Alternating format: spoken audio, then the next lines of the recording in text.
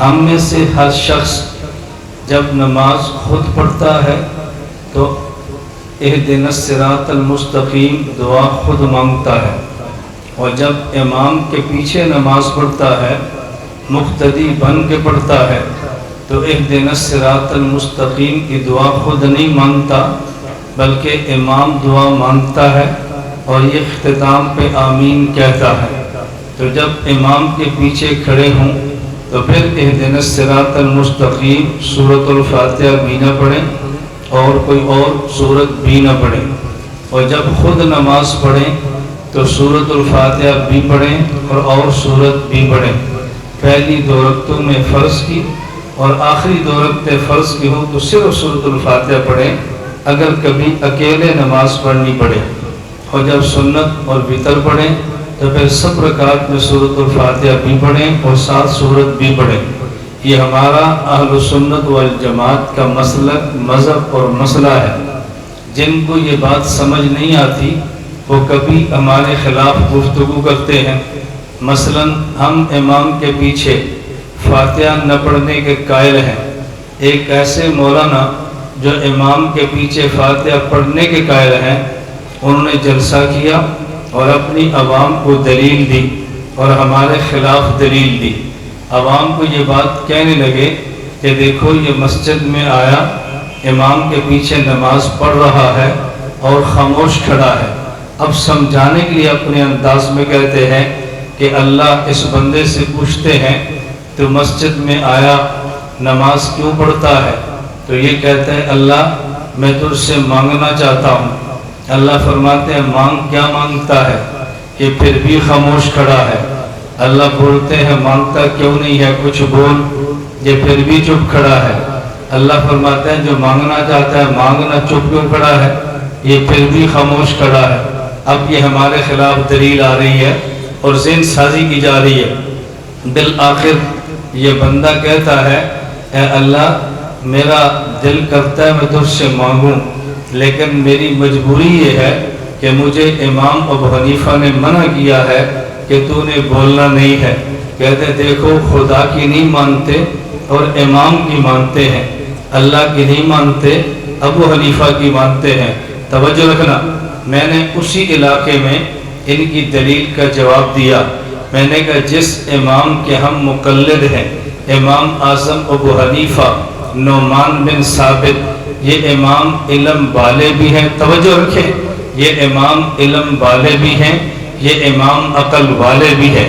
ہمارے امام ابو حنیفہ نے ہمیں یہ بات سمجھائی ہے اللہ بہت بڑے ہیں اور ہم بہت چھوٹے ہیں، اور جب چھوٹے بڑے کے پاس مانگنے کے لیے جائیں تو کبھی وفد بنا کے جاتے ہیں، کبھی اکیلے اکیلے جاتے ہیں۔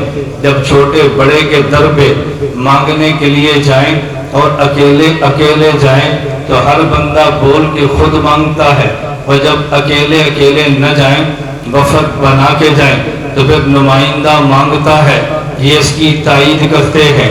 جب ہم نماز اکیلے پڑھتے ہیں تو اکیلے اکیلے جانتے ہیں، فاتحہ پڑھ کے اللہ سے خود مانگتے ہیں، اور جب باجماعت نماز پڑھتے ہیں ہم وفد بنا کے جاتے ہیں، امام اس کی نمائندگی کرتا ہے، وہ فاتحہ پڑھ کے خدا سے مانگتا ہے، ہم آمین کہہ کے اس کی تائید کرتے ہیں۔ تو مانگنے کا انداز ہے، جب اکیلے جائیں انداز الگ ہے، اور جب وفد بنا کے جائیں انداز الگ ہے۔ یہ بات اچھی طرح سمجھیں۔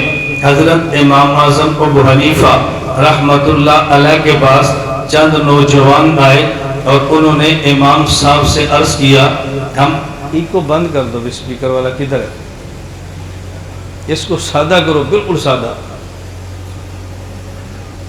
آپ توجہ رکھیں، جب یہ سادہ ہو جائے گا آپ کو بات بہت جلدی سمجھ آئے گی۔ جب آواز میں ڈبلنگ ہوتی ہے نا پھر بات سمجھ نہیں آتی۔ حضرت امام اعظم ابو حنیفہ رحمت اللہ علیہ کے پاس چند نوجوان آئے اور کہا ہم نے آپ سے مناظرہ کرنا ہے۔ امام صاحب فرمانے لگے کس مسئلے پہ؟ انہوں نے کہا امام کے پیچھے فاتحہ پڑھنے پہ مناظرہ کرنا ہے۔ ہم کہتے ہیں فاتحہ پڑھنی چاہیے، آپ کہتے ہیں نہیں پڑھنی چاہیے۔ امام صاحب فرمانے لگے تم سب بات کرو گے یا ایک بندہ بات کرے گا؟ تم سب بولو گے یا ایک بولے گا؟ انہوں نے کہا جی ایک بولے گا۔ فرمایا اگر وہ ایک جیت گیا تو؟ کہا جی ہماری جیت ہوگی۔ کہا وہ ایک ہار گیا تو؟ کہا جی ہماری ہار ہوگی۔ امام صاحب فرمانے لگے پھر تم ہار گئے اور میں جیت گیا۔ انہوں نے کہا جی مناظرہ شروع نہیں ہوا، آپ کیسے جیت گئے؟ فرمایا تم خود کہتے ہو ہم 10 لڑکے ہیں، ہم آپ سے گفتگو کریں گے، ہم 10 کریں گے لیکن ایک بولے گا اور ہم خاموش رہیں گے، اس کا بولنا ہمارا بولنا ہے، وہ جیتا تو ہم جیتے، وہ ہارا تو ہم ہارے۔ فرمایا یہی بات تو میں کہتا ہوں، جب ہم 10 بندے امام کے پیچھے کھڑے ہو کے نماز پڑھتے ہیں تو امام کا پڑھ لینا ہمارا پڑھ لینا ہے، وہی بات میں کہتا ہوں، وہی بات آپ کہہ رہے ہو، تو کوئی الگ بات تو میں نے تم سے نہیں کی۔ میں خیر جو بات سمجھا رہا ہوں وہ یہ کہ ہم اہدنا الصراط المستقیم پڑھتے ہیں، میں بھی اس پہ بات کر رہا ہوں، اہدنا الصراط المستقیم پڑھتے ہیں۔ اگر اکیلے نماز پڑھیں تو خود پڑھتے ہیں، اگر اکیلے نماز نہ پڑھیں تو امام پڑھتا ہے، ہم امام کی تائید کرتے ہیں، اور ہمارے پیغمبر کا اعلان ہے من کان لہ امام فقراۃ الامام لہ قراءۃ، جس آدمی کا امام موجود ہو اس کے امام کا قرآن پڑھ لینا یہ مقتدی کا قرآن پڑھ لینا ہے، لہذا مقتدی کو مستقل قرآن پڑھنے کی ضرورت نہیں ہے۔ اہدنا الصراط المستقیم پڑھتے ہیں لیکن پڑھنے کے ساتھ سمجھنا بھی چاہیے۔ اہدنا الصراط المستقیم کا معنی یا اللہ ہم کو صراط مستقیم پر چلا دے، اے اللہ ہم کو صراط مستقیم پر چلا دے، صرف یہ معنی نہ کرنا ہمیں صراط مستقیم دکھا دے، بلکہ معنی کریں کہ چلا دے۔ کبھی آدمی دیکھ لیتا ہے لیکن چلتا نہیں ہے، تو دیکھ لینا کافی نہیں ہے بلکہ چلنا ضروری ہے۔ رسول اکرم صلی اللہ علیہ وسلم نے ہمیں ایک دعا دی ہے، اللہ سے دعا یہ مانگا کرو اللہم ارنا الحق حقا وارزقنا اتباعہ، اللہ ہمیں حق کا حق ہونا دکھا بھی دے پھر ہمیں حق پر چلا بھی دے، وارنا الباطل باطلا وارزقنا اجتنابہ، اللہ باطل کا باطل ہونا دکھا بھی دے اور ہمیں باطل سے بچا بھی لے، حق کا حق ہونا دکھا بھی دے اور حق پہ چلا بھی دے، باطل کا باطل ہونا دکھا بھی دے اور باطل سے بچا بھی دے۔